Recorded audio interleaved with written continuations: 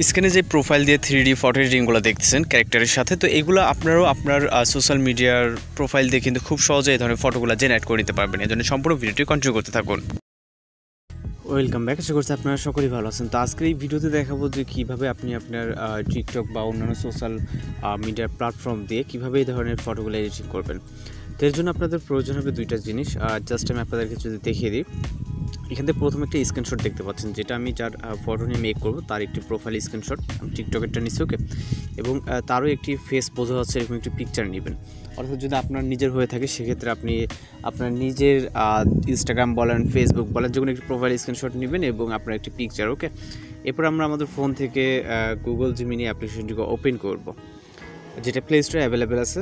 ওকে, just Gemini লিখে search করবেন অথবা গুগল জিমিনি, অথবা আপনার যদি অ্যাপ্লিকেশন ইনস্টল করতে না চান তাহলে গুগলে ওয়েবসাইটে ভিজিট করে করতে পারবেন। ওকে, তো এখান থেকে আমরা ক্রিয়েট ইমেজ অর্থাৎ ব্যানার আইকনে ক্লিক করে এখান থেকে প্লাস করে ক্লিক করবো। ওকে, এরপর গ্যালারিতে ক্লিক করব। এরপর আপনাকে যেই দুইটা ফটো প্রথমে আপনাদেরকে দেখালাম, জাস্ট ওই দুটো পিকচারকে সিলেক্ট করতে হবে। একটি আপনার ফেসের পিকচার অর্থাৎ আপনার নিজের পিকচার, আর দ্বিতীয়টি হচ্ছে আপনার প্রোফাইলের স্ক্রিনশট। ওকে, জাস্ট সিলেক্ট করে এই দুটোকে অ্যাড করবেন। তো দুইটা এখানে আপলোড হবে। ওকে, যতটুকু সময় না ততটুকু নিবে। জাস্ট আপলোড হয়ে যাওয়ার পর আমরা একটি প্রম্পট হচ্ছে কপি করব। তো আমরা নোটপ্যাডে চলে যাচ্ছি। এই প্রম্পট আপনাদের কিন্তু ভিডিওর এন্ডিংয়ে দিয়ে দিব। ওকে, কীভাবে কালেক্ট করবেন সেটা মূলত দেখিয়ে দিব। জাস্ট এন্ডিং পর্যন্ত ভিডিওটি কন্টিনিউ করবেন। প্রম্পটটি কপি করবে এবং এখানে কিছুটা চেঞ্জ করতে হবে, যেটা আমরা জিমিনি অ্যাপ্লিকেশনে পেস্ট করার পর চেঞ্জ করব। ওকে, জাস্ট এখানে আপাতত পেস্ট করব।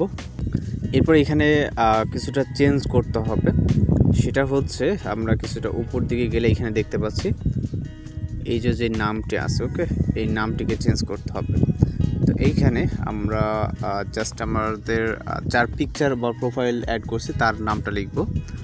আপনি আপনার মতো করে আপনার নিজের নাম বা যার প্রোফাইল দিয়ে এডিটিং করতে যাচ্ছেন তার নামটা লিখবেন, লেখার পর জাস্ট এটাকে সেন্ড করবেন। ওকে, এবং আমি যেটা বলছি এই প্রম্পটটি ভিডিওর এন্ডিংয়ে পেয়ে যাবেন, সেখান থেকে কালেক্ট করে দেন জাস্ট এতটুকু এডিটিং করবেন। যেমন আমি এখানে জাস্ট নামটা লিখলাম। ওকে, অর্থাৎ নামটা চেঞ্জ করলাম, যে নামটা ছিল আপনি আপনাদের মতো করে চেঞ্জ করে সেন্ড করবেন, এবং যেহেতু যার প্রোফাইল দিয়ে মেক করবেন তার নামটা লিখবেন। ওকে, এবং আমাদের ইমেজটা কিন্তু এখানে জেনারেট হয়ে যাবে। আর এগুলো কিন্তু খুবই ভাইরাল ফটো এডিটিং, এইগুলো কিন্তু আপনার বিভিন্ন সোশ্যাল মিডিয়ার স্ক্রিনশট দিয়ে যেমনটা করা হয়। তো আমরা যদি নিচের দিকে আসি তাহলে জাস্ট দেখতেই পাচ্ছেন এখানে অনেক সুন্দরভাবে কিন্তু হয়ে গেছে। এখানে যে নামটা এবং ফেসের ছবি, দেন রাইট সাইডে কিন্তু প্রোফাইল।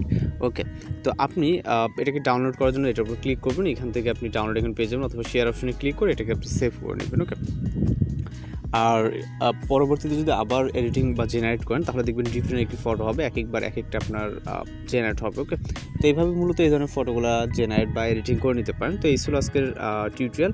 আর হচ্ছে এখন যে স্ক্রিনে যে ফটোটি দেখতেছেন এখান থেকে একটি স্ক্রিনশট দিবেন, দেওয়ার পর এটাকে টেক্সটগুলো এক্সট্রাক্ট করে দেন আপনি আপনার মতো করে ফটো জেনারেট করবেন। ওকে, তো আশা করি ভিডিও ভালো লাগছে। তো ভালো থাকবেন, সুস্থ থাকবেন।